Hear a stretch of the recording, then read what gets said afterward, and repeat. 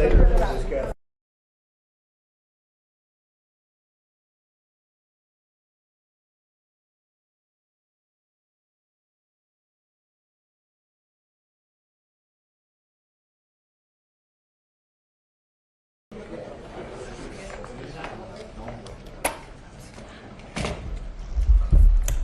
Thank you very much, everybody.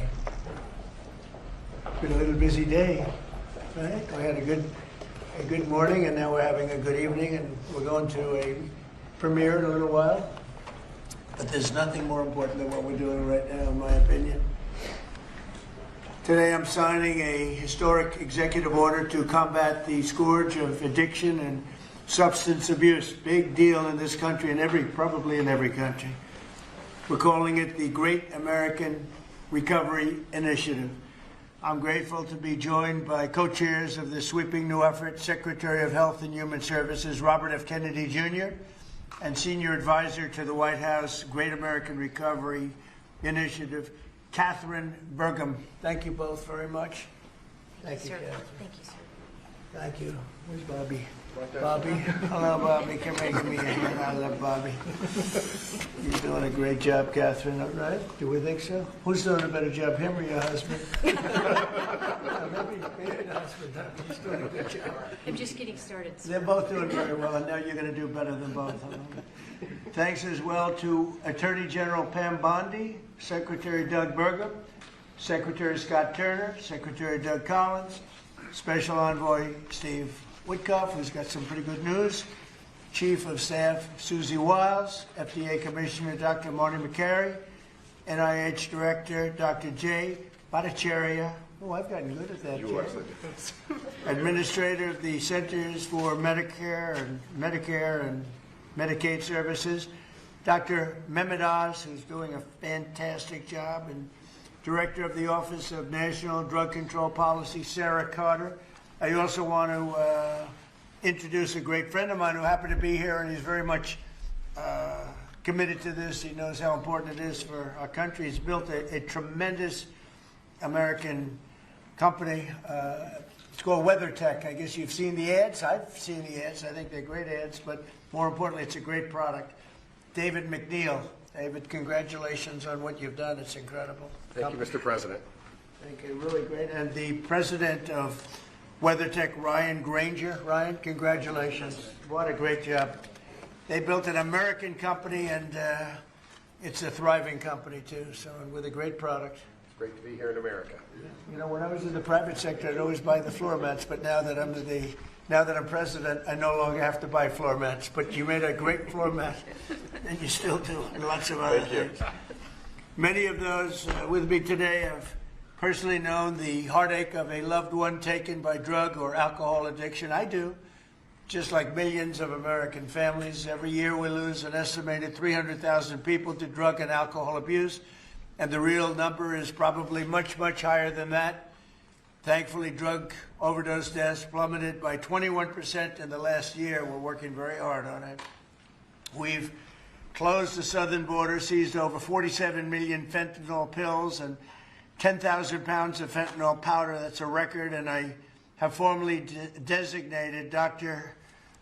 And I'll tell you what, we have a group of doctors, some of them behind me, who have just been incredible, and they've really wanted this, designated the drug cartels as foreign terrorist organizations.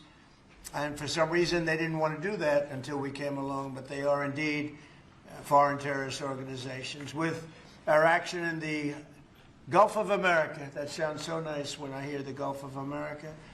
Drugs entering our country by sea are down 97%. So when you see the boats being hit, those boats kill on average 25,000 people a boat. So that's 25,000, I would assume mostly American lives, but lives are being saved. Now we're taking a bold action to help Americans struggling with all forms of addiction so they can get the help and the support that they need to free themselves from the horrible burden of dependency. The Great American Recovery Initiative will bring together federal, state, local, and private sector resources to support addiction, recovery, treatment, and prevention. And it will help mobilize the full resources and authority of the federal government to help stop this tremendous plague. And I'd now like to invite Secretary Kennedy to start, and then Catherine Burgum, and then I'll sign the order, which I've just signed. And wanted to make sure the signature was good, took my time. And we get, let me just see, pretty good, pretty good. Let's give it a 10, okay, Catherine? For Catherine. But I'd like Bobby to say a few words, and Catherine, thank you very much, everybody. Please. Mr. President, thank you for your leadership, for signing an executive order that tells the truth about one of the greatest challenges that our country faces. Addiction is not a moral failure, it is a disease. It's chronic, it's treatable, and for too long our nation has responded with fragmentation, with stigmatization, and silence instead of science, compassion, and coordination.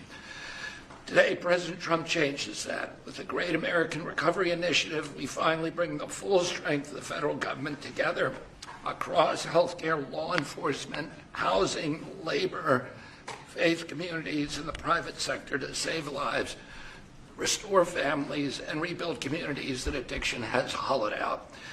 Nearly 50 million Americans suffer from substance use disorder. Many never receive treatment. Even more don't believe that help is possible. That is not because recovery doesn't work, it's because our systems have failed to reach the people where they are early enough, long enough, and with dignity. This initiative fixes that. We will align federal programs instead of letting them operate in silos. We will set clear, measurable goals and report honestly to the American people. We will use evidence-based care, modern science, and continuous support, just as we do for heart disease, diabetes, and other chronic illnesses. We will focus on prevention before addiction takes hold. We will intervene early. We will expand access to treatment that leads to real long-term recovery. And we will support re-entry because recovery does not end when treatment ends. It succeeds when people return to their families, their jobs, and their communities with purpose and with hope. As co-chair of this initiative alongside of Catherine Burgum, whose leadership and commitment strengthens this work, I pledge urgency, accountability, and honesty. Catherine and I share the experience of having been addicted and long-term recovery. But almost everybody in this room and almost everybody in our country has been touched by addiction. Steve Witkoff, who is here, had an extraordinary son, Andrew, who was a superstar boy, a straight A student, an athlete, and a wonderful leader, and lost that son to addiction. President Trump has talked about his own family's struggle with addiction. All of us are touched. If it touches these people, it can hurt every American. And President Trump has often talked about, with compassion, about the families who lose children to this disease. 100,000 children a year until recently. Now it's about 76,000. Those families are devastated forever. And the cost to our country, not only in dollars, but in just the malaise and the despair that it imposes, is incalculable. We are going to listen to states, localities, frontline providers, and tribal nations. We will partner with communities and faith-based organizations. We will work with employers, clinicians, and recovery leaders who know what works on the ground. President Trump has already acted decisively, securing the border against deadly drugs, signing the Halt Fentanyl Act, strengthening treatment programs, expanding access to naloxone, medication-assisted treatments, and investing billions in prevention and recovery. This executive order builds on that record and accelerates it. Recovery is not a side issue, it's an economic issue, a workforce issue, a family issue, a national security issue. When Americans recover, communities grow stronger. When families heal, children thrive. And when we confront addiction with courage instead of complacency, we reclaim the promise of our country. This initiative is about life, it's about responsibility, and it's about building a great American recovery together. With this executive order and with major announcements that I will announce next week, we are taking decisive action to make America healthy again. Thank you. Thank you, Bobby, and great job. And you're doing a fantastic job. He's doing a fantastic job. And I saw his wife yesterday, and she confirmed that he's doing a fantastic job. So she's on your side, you know that, which is great. And Oz, thank you for being here. We appreciate it. Catherine, please, go ahead. Thank you, Thank Mr. President. Thank you so much. Your leadership today, relative to this announcement about the Great American Recovery, is a gift to all Americans who are suffering from the brain disease of addiction. And I also want to thank First Lady Melania Trump for her leadership during your first administration, and now the work she's doing championing youth and children, especially related to foster care, where early trauma and instability are often consequences of the disease of addiction. Addictions touch this administration in real and profound ways. President Trump, you've openly spoke about your brother Fred, whose struggle with addiction shaped your life and your understanding of this disease. And Susie Wiles carries the lived experience of her father, the late, great Pat Summerall, whose recovery journey became a source of hope for millions. Vice President Vance has shared his story of his mother's battle and recovery. And as Secretary Kennedy just said, he brings his own lived experience, proof that recovery is not theoretical, it is possible. These stories matter because they are not isolated. They reflect the reality of the over 190 million Americans, that's half our nation, who are impacted in some way by the disease of addiction. And I am one of them. I started drinking in high school, and I was a blackout drinker from the start. For 20 years I struggled, relapsing constantly starting over, constantly trying to stay sober and failing. And I reached a point where I truly did not believe there was one single reason for me to keep living, and I was suicidal at the end of my drinking. One day I was out walking alone. I didn't have faith, I wasn't religious, but something in me said I should ask for help. And out loud to no one, because it was just me, I said, I don't know if anyone is there, but I need help. And that was the day I became sober. 15 years later, I found myself somehow standing in front of people as First Lady of North Dakota, thanks to him. But I was asking people to share their stories openly about addiction so we could eliminate the shame and stigma, so more people would reach out for help and more lives could be saved. And today I'm standing here in this incredibly beautiful Oval Office. And if not for the grace of God, I would not be alive today with over 23 years in recovery.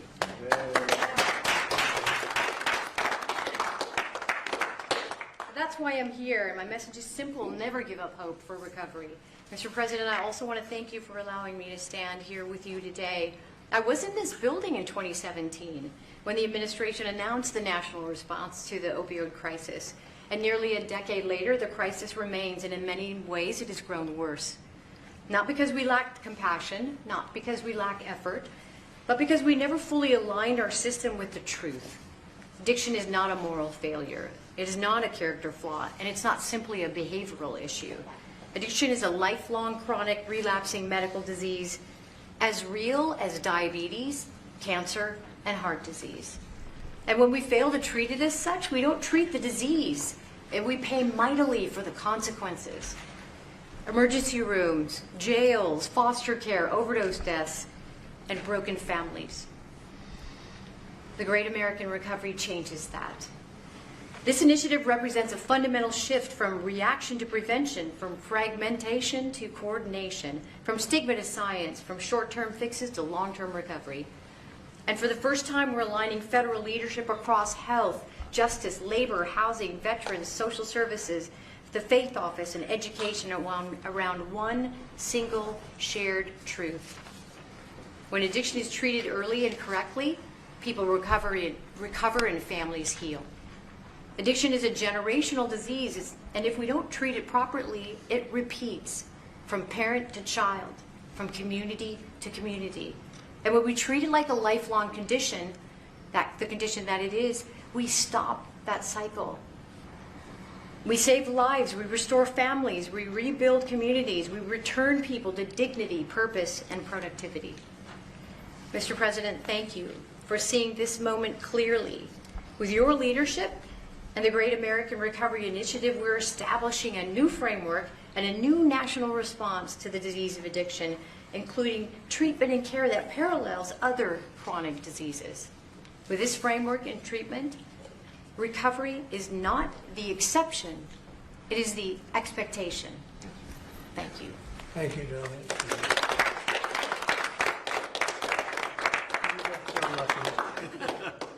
You know, I saw them riding horses in a video, and they said, "Who is that?" I was talking about her, not him. And they explained it. I said, "I'm going to hire him because anybody has somebody like you to be with. It's an amazing tribute, and it's a great couple, amazing couple." And she's very much a part of his big success. He was a fantastic success, as you know, having been one of the most successful business people. And I saw him campaigning, a great governor, two-term governor. He did a fantastic job, North Dakota. And he's done a great job. And I'll tell you what, Catherine's a very big part of it.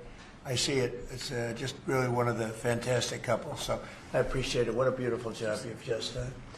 And I'm going to give this to you, and you can figure out what you're going to do with Bobby, you know. But let's have a good picture of the two of them and everyone else. And I'd like to ask Steve Whitcuff also to say a couple of words when we're finished, because he's a very special person who I knew very well, an incredible person. So if you don't mind, Steve, I'll ask you to do that in just a second, all right? Please, Bob.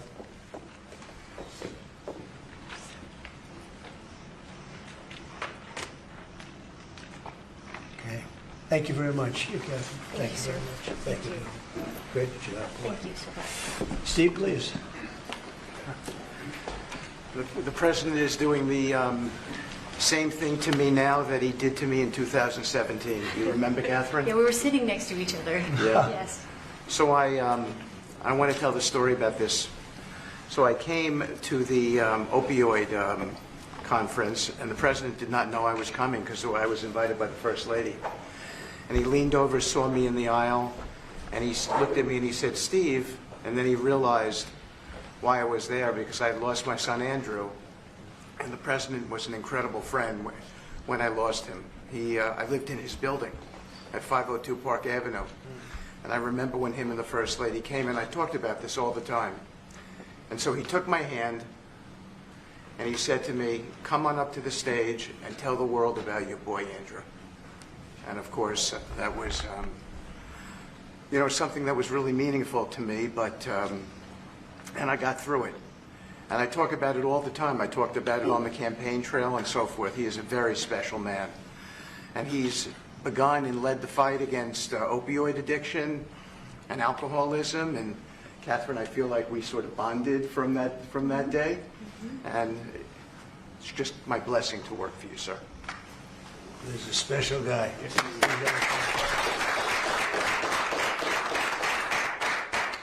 He and a group of people, Jared helped and others helped. Steve, peace in the Middle East, and we're there. Yes. A couple of little flames, but they're very little by comparison, and they'll go out quickly. They're already going out.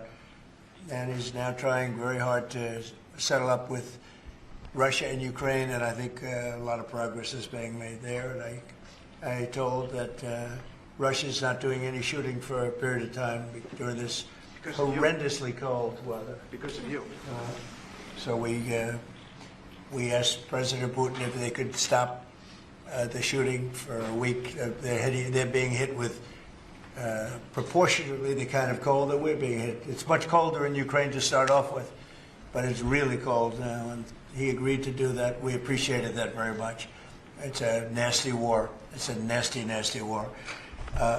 Would anybody else have anything to say? I can say that I am extremely late, but that's okay. Don't worry about me. Would anyone else have anything to say? Doug, you're doing a fantastic job, and we appreciate it. Marty, you are really something special. Everyone's talking about you every time. If I don't mention Marty, Bobby always mentions it. So we have a great team. Jay, great. Marty, great. Do you guys want to say something? Thank you. Thank you. Well, historically, with addiction, the entire society has always been reactionary, and that's been the story of healthcare. But at the FDA, we are looking into incredible cutting-edge therapeutics, and we are being proactive, giving them vouchers when we see something that's promising to get an approval as quick as weeks in an era of a 10 to 12-year approval time. And the ultimate therapeutic is community, houses of worship, addressing loneliness. And so that's part of the MAHA agenda, thanks to Bobby's. Thank you, Mr. President. Thank you very much. Great job. Thank you. Jay? Mr. President, in 2018, you launched the HEAL initiative, helping to end addiction long-term at the NIH. It's paid fruit. It's yielded fruit. The ingenuity of small business has developed products that can deal with pain without opioids. The naloxone, which saves lives, right. That was the fruit of NIH.